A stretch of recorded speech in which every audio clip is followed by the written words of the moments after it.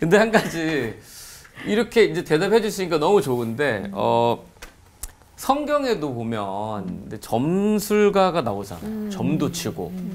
근데 왜 하나님은 무속을 아예 멀리하라고 성경에도 있는 그런 일들인데도 멀리하라 하셨는지 좀 궁금하고, 사실 그 조동철 목사님 말씀하셨지만 나라가 망하게 될 수도 있는 어마어마한 하나님의 진노가 있는데도 그런 죄의식이 점점 사라지고 있는 이 시대, 이런 거 어떻게 해야 되죠? 점점 이 죄의식이 사라지는 이때. 인류학자인 르네 지라르가 쓴 책이 하나가 있는데요.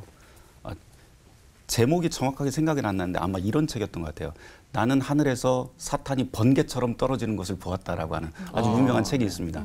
근데 그 책에서 보면 아주 특징적으로 우리가 사탄에 대해서 이야기를 할 때 뭐 하나님을 미혹하는 영, 우리를 미혹하는 영, 하나님에게서 멀어지게 하는 영, 또는 귀신 같은 그런 영들을 영적인 존재로만 이야기를 하지만 지라르가 이야기할 때 진짜 무서운 사탄은 어떤 종류냐면은 공중권세 잡은 자, 이렇게 표현을 합니다. 근데 공중권세 잡은 자 그러면 우리가 보통 악한 지도자만을 생각을 하지만 그 성경에 나와 있는 공중권세 잡은 자라고 하는 것은 하나의 사람을 지칭할 수도 있지만 하나의 문화적인 세력도 또 이야기를 한다고 그래요.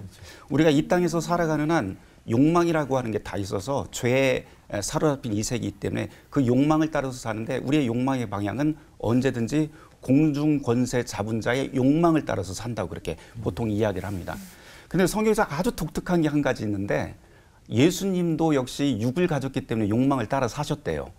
그런데 예수님의 욕망은 공중 권세 잡은 자의 욕망을 따라 사는 게 아니고 그 방향성이 완전히 다른데 하늘을 위한, 하늘을 향하는 그러한 욕망을 따라 사셨다. 그래서 하나님의 뜻을 자신의 모든 존재의 근원으로 삼고 사신 분이 예수였고, 그 예수님의 제자들 역시 그 예수님을 보고 그분을 따라서 살고, 또 우리도 역시 그분을 따라서 사는 것이 바로 성경이 우리에게 이야기하고 있는 살아가는 방법, 그리스도인의 삶이다라고 하는 글을 제가 읽은 적이 있습니다.